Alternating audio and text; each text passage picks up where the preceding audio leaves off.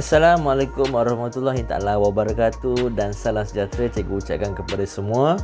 Selamat datang ke channel Cikgu Izan. Bersama saya Cikgu Izan yang akan mengajar kamu subjek Bahasa Melayu bagi tahun 5 SK, Sekolah Kebangsaan. Jadi tanpa melengahkan masa lagi, mari kita ikuti video pengajaran ini. Apakah tajuk dan juga aktiviti yang akan kamu laksanakan pada kali ini? Jom tonton video ini sehingga ke penghujungnya.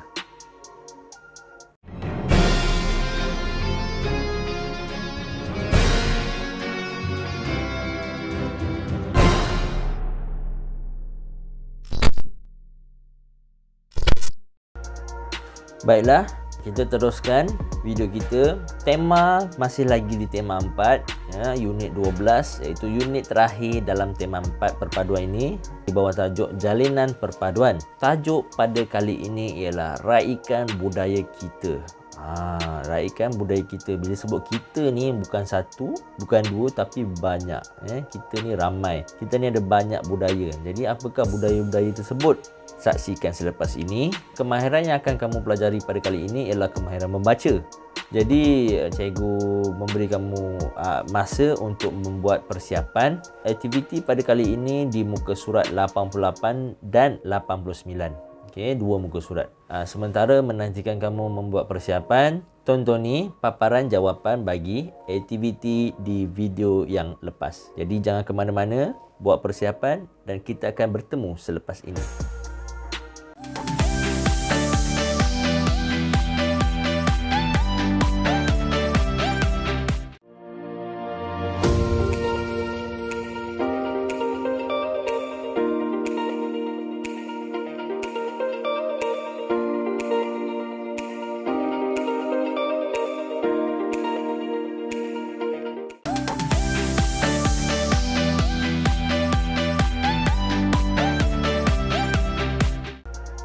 Baiklah, kita teruskan dengan aktiviti yang pertama. Di aktiviti yang pertama ini, murid perlu membaca dan meneliti poster yang diberikan. Jadi di muka surat 88 itu ialah poster. Poster ini ialah satu gambar yang mengandungi pelbagai maklumat dan juga butiran tentang apa yang nak disampaikan. Sebagai contoh, poster yang kamu lihat tu tajuknya ialah Karnival Kesenian dan Kebudayaan 2000 berapa sekarang ini, 2021. Jadi kamu boleh lihat situ gambar-gambar dengan tablanya, gendangnya, gitar pula, gabus, ruling dan sebagainya. Itu ialah alat-alat muzik tradisional. Baiklah, dalam poster ini mengandungi maklumat yang tersurat dan maklumat yang tersirat. Jadi apakah maklumat tersurat dan tersirat tu? Jadi sebagai kefahaman kamu, mudah cikgu kamu nak faham, maklumat tersurat ni apa yang kamu bacalah. Apa yang terpapar, dituliskan pada poster tersebut. Maklumat tersirat ni, apakah mesej yang dia nak kamu lakukan? Apakah info ataupun kebaikan di sebalik apa yang dia nak sampaikan tu? Itu maksud dia. Kita akan membaca dan meneliti poster tersebut satu persatu. Farishad dan ayahnya sedang meneliti poster acara yang akan berlangsung di tempat mereka. Mereka bertukar-tukar fikiran tentang poster itu. Jadi Farishad dan ayahnya melihat poster tersebut, jadi mereka bersembang, mereka berbual tentang poster tersebut. Kita pergi ke tajuk dia, Karnival Kesenian dan Kebudayaan 2021 lah, tahun ni. Masuk adalah percuma. Jadi terbuka pada semua, masuk adalah percuma. Temanya ialah kesenian mengilhamkan perpaduan. Daripada seni dapat membentuk perpaduan. Sangat mendalam tu, macam mana seni dapat menyatukan kita semua. Cuba kamu fikir-fikirkan. Okey, kita pergi kepada maklumat butiran dia punya tarikh, tempat dan sebagainya. Tarikh 5 Mac 2000, kita letaklah 2021, hari Sabtu. Sesi petang bermula daripada 3 petang hingga 6 petang. Jadi sesi malam pula 8 hingga 11 malam. Lokasinya berlangsung karnival ini ialah Dewan Perpaduan Melaka. Jadi itu ialah butiran bagi maklumatnya berlangsungnya karnival tu. Siapakah penganjurnya? Kita lihat situ. Anjuran Jabatan Perpaduan Negara dan Integrasi Nasional. Itu ialah badan ataupun exco yang bertanggungjawab melaksanakan karnival tersebut. Jadi apakah objektif pelaksanaan karnival ini? Apa tujuannya? Kita lihat bersama-sama. Melahirkan masyarakat yang muhibah, harmoni dan saling memahami melalui aktiviti kesenian dan kebudayaan. Itu ialah dia punya objektif yang pertama. Objektif yang kedua pula, melestarikan seni dan budaya bangsa Malaysia agar sama-sama dihayati dan diraikan dengan semangat muhibah. Dia memberi pendedahan. Jadi kesenian dan kebudayaan ini perlu diterapkanlah dalam jiwa masyarakat kita supaya tidak luntur dan tidak hilang di telan zaman. Jadi apakah acara yang diadakan? Tarian zapin, tarian kipas, tarian Bharatanatyam, payahnya nak sebut. Tarian Bharatanatyam, bolehlah tu cikgu sebut. Tarian Sumazau, ngajat, tarian sewang dan choir perpaduan.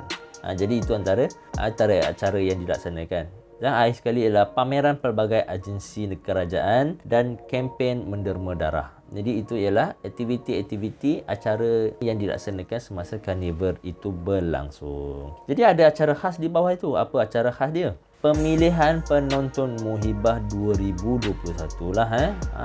Jadi apakah syarat dia? Penonton mesti hadir dalam kumpulan pelbagai kaum dan berpakaian tradisional, kan?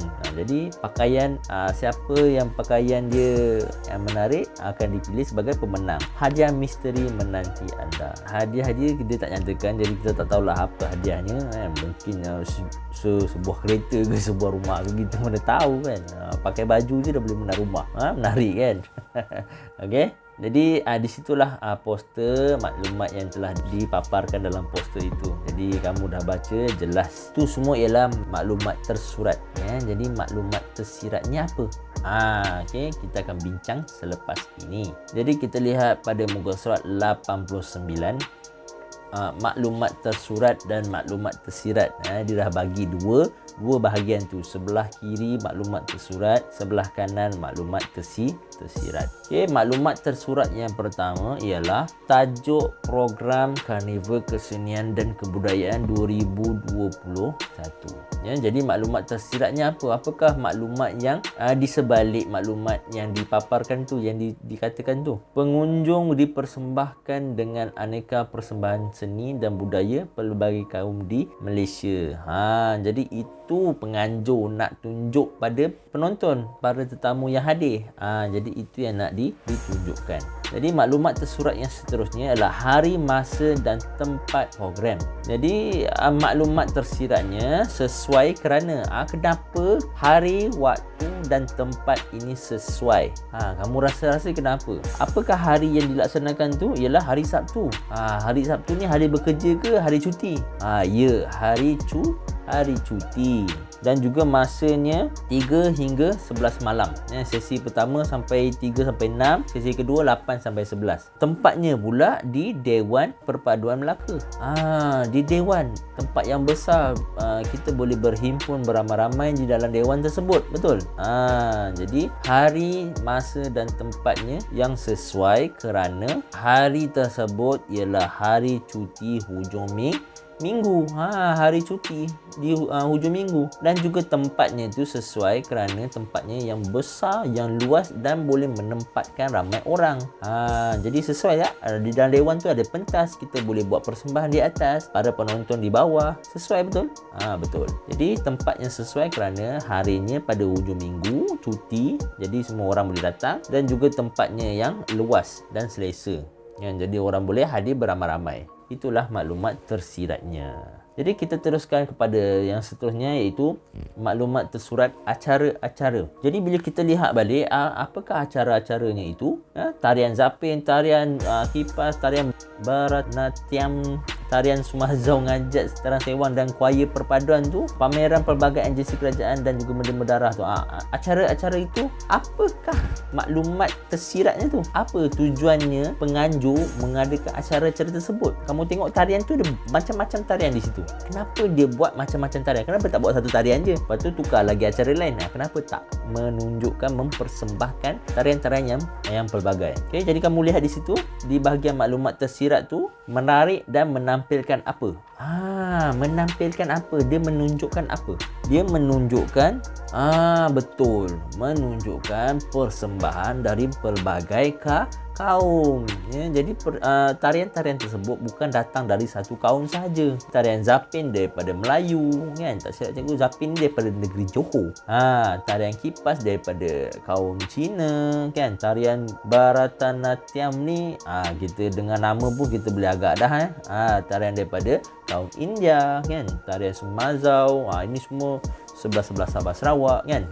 Jadi di situ dia telah menampilkan persembahan dan juga tarian daripada pelbagai kaum, pelbagai latar belakang kaum di Malaysia.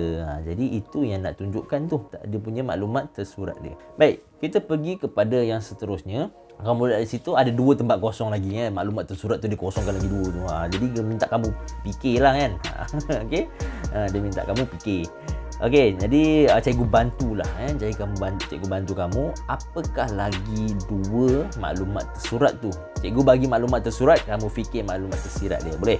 Okey. Jadi maklumat yang tersurat yang ketiga, yang seterusnya tu, yang di bawah tu, yang pertama yang kosong tu ialah pameran pelbagai agensi kerajaan dan kempen menderma darah.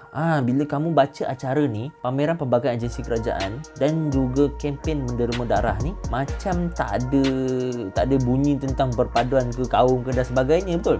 Jadi kenapa pihak penganjur ni dia meletakkan acara pameran pelbagai agensi kerajaan dan juga kempen menderma darah ni? Untuk apa? Menderma darah ni untuk apa? Kan? Jadi apakah maklumat tersirat dia tu? Kenapa penganjur menyelitkan acara tersebut? Mungkin untuk memperoleh maklumat dan juga pengetahuan, di samping dapat berbakti kepada negara dengan menderma darah, kan? Kamu dapat mendapat maklumat. Jadi kita nak cari maklumat tentang agensi-agensi kerajaan ni susah. Satu-satu agensi kita nak semak dan sebagainya. Jadi di karnival tersebut dia telah menyediakan satu sudut di mana menunjukkan pelbagai agensi-agensi kerajaan yang ada dalam Malaysia. Jadi ada agensi pelancongan, ada agensi kebudayaan dan sebagainya. Jadi ditempatkan dalam satu tempat, para pengunjung mudah untuk mendapatkan maklumat-maklumat tersebut. Jadi dia tahulah masalah dia ni, dia nak kena merujuk agensi apa, masalah isu macam ni dia nak ujuk pada agensi apa, kan? Jadi di situ mudah kerana semua agensi ada di situ maklumat dia. Dan yang seterusnya menderma darah. Bila kita derma darah ni, adakah kita menderma darah ni untuk diri kita? Tak. Darah tersebut akan digunakan untuk membantu orang lain. Sebagai contoh, ada pembedahan dan sebagainya, dia memerlukan darah jenis O, contohnya, kan? Jadi kamu darah O, jadi pihak hospital ada bekalan darah yang cukup. Jadi aktiviti menderma darah ni bagus. Setahun sekali tu bagus. Kamu boleh derma. Cikgu pernah derma darah ni. Cikgu derma darah sewaktu cikgu di maktab guru dulu. Cikgu derma darah di dewan cikgu, dewan maktab. Itu pertama kali dan kali terakhir lah. Bukan cikgu tak suka derma darah, tak. Cikgu nak menimba pengalaman baru. Jadi waktu derma darah tu, pengalaman yang cikgu tak boleh lupa tu, dia punya jarum darah tu, jarum nak cucuk ke kamu tu besar tau. Jarum dia besar, bukan jarum macam cucuk vaksin ke jarum cucuk ubat tu, tak. Jarum dia besar, berkilat, dia cucuk kamu tu memang darah banyak keluar. Okey. Cikgu rasa cikgu punya pain cikgu tu, paket darah cikgu tu cepat dia nak penuh. Sebab apa? Sebab cikgu gemuruh. Bila kita gemuruh ni, jantung kita laju. Bila jantung kita laju ni, darah cepat mengalir. Jadi penuh cepat. Jadi cikgu darah O. Bila darah O ni, bagi orang yang mempunyai darah O ni, dia boleh diguna pakai oleh semua semua orang yang lain-lain jenis darah lah, katakan AB, B dan O boleh pakai darah O. Tapi O hanya boleh guna pakai darah yang sama jenis saja. Sebagai contoh, orang yang sakit tu ialah orang kategori darah O, dia perlukan darah yang baru, dia kena pakai O juga. Dia tak boleh jadi ambil daripada kategori lain, AB ke A ke B ke, tak boleh. Tapi darah O ni, orang O ni, darah dia boleh, semua orang boleh pakai. Cikgu rasa macam tu lah kot dia punya formula dia. Okay? Kalau cikgu salah, betulkan cikgu di ruang komen. Okay? Kita teruskan maklumat tersurat yang terakhir. Ya, apakah maklumat tersurat yang terakhir? Jadi dalam poster itu kita tak bincangkan lagi ialah bahagian acara khas. Okey, acara khas tu. Apa acara khas tu? Pemilihan penonton muhibah. Jadi kenapa dia buat acara khas tu? Dia punya syarat dia tu penonton mesti hadir dalam kumpulan pelbagai kaum dan juga pakai pakaian kebudayaan dia. Jadi kenapa dia buat macam tu? Kenapa tak pilih cabutan bertuah ke? Betul? Pilih siapa paling hadir awal ke kan? Okay? Penonton paling sporting ke? Kenapa dia pilih dari dia menekankan syarat tu hadir dengan kawan-kawan yang pelbagai kaum dan juga pakai baju kebudayaan? Kenapa? Jadi kamu rasa kenapa? Mungkin ia merupakan satu galakan lah. Dia merupakan satu galakan.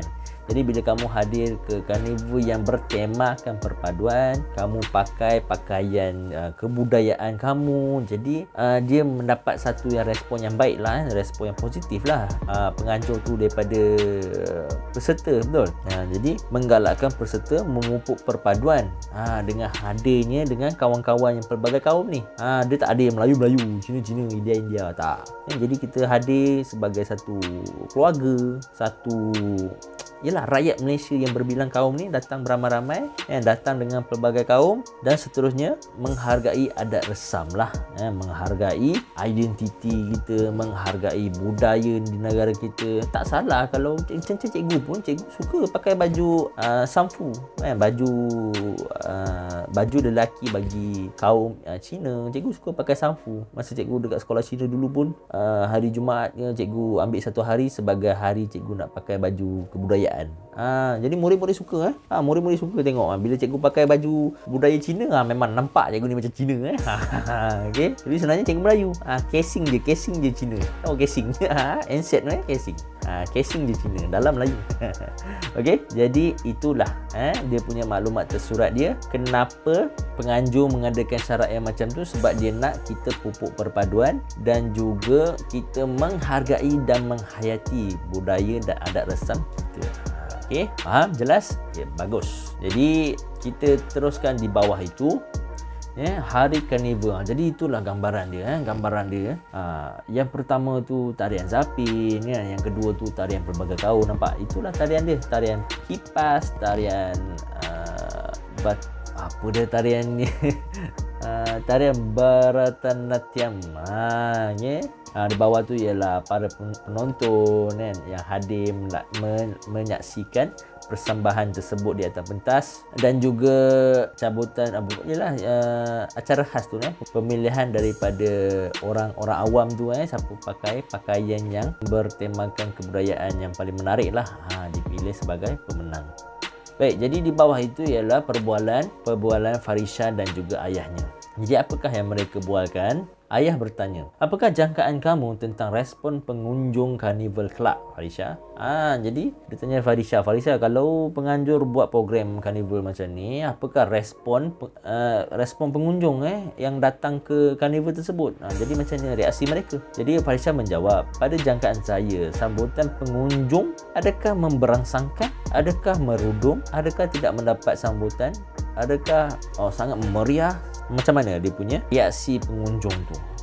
Mungkin kata sangat menggalakkan kerana banyak acara yang menarik diadakan. Acara-acara yang diadakan tu menarik ke? Acara-acara yang diadakan tu boleh menarik para pengunjung ke untuk hadir ke karnival tersebut?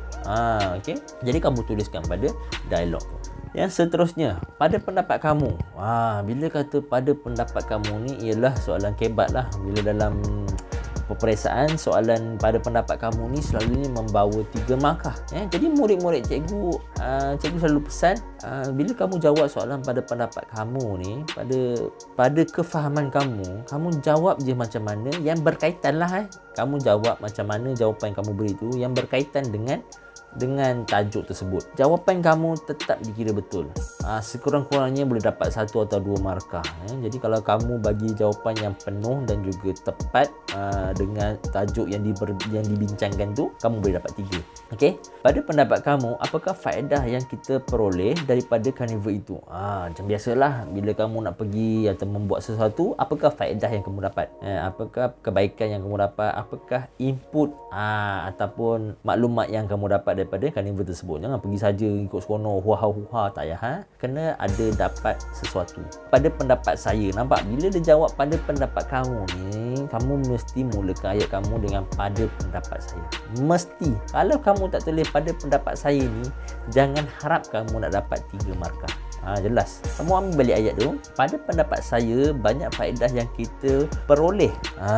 Apa? Dia dapat faedah dia peroleh daripada apa? Daripada carnival itu kan. Apa kita dapat faedah itu? Kamu nyatakanlah apa kebaikan dia. Kamu dapat berkenalan dengan para pengunjung yang pelbagai kaum. Kamu dapat mengenali latar belakang budaya tarian daripada pelbagai kaum di Malaysia, betul?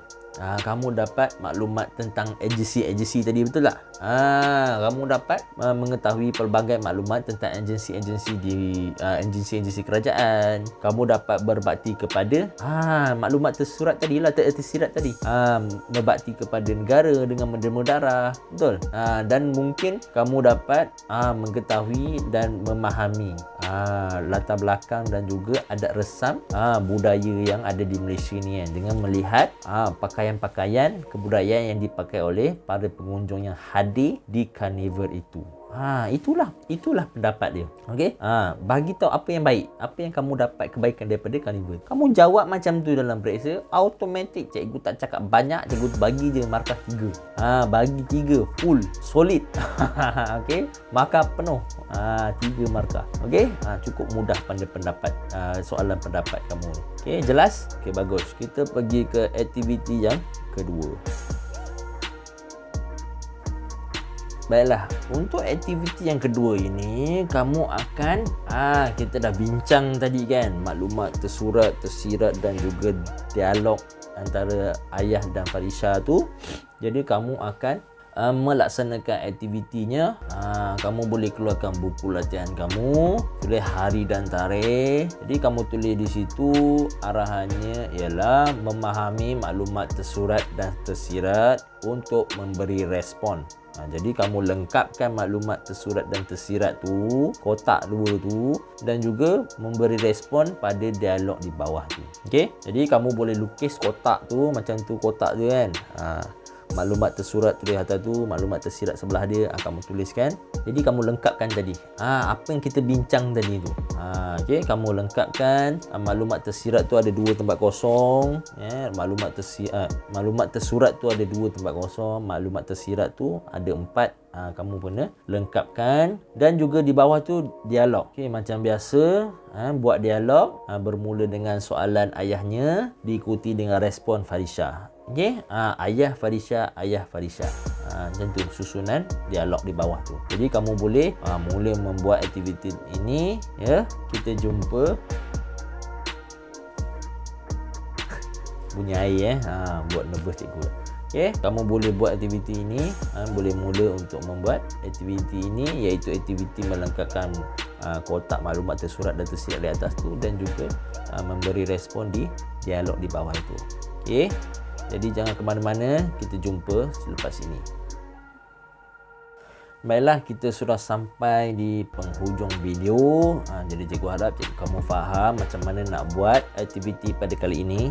iaitu melengkapkan kotak bagi maklumat tersurat dan tersirat dan juga memberi respon di dialog di bawah itu antara Ayah dan Farisha. Baik, cikgu ucapkan jutaan terima kasih kepada semua yang memeriahkan ruangan komen di video cikgu, dan juga jangan lupa subscribe video cikgu ini. Subscribe video pula dah, subscribe channel cikgu. Alah, melalut cikgu.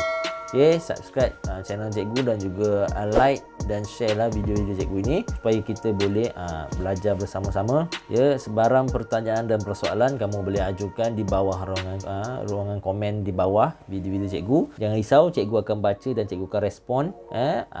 Video-video yang seterusnya cikgu akan jelaskanlah dalam di penghujung video. Akhir kata, jaga diri baik-baik.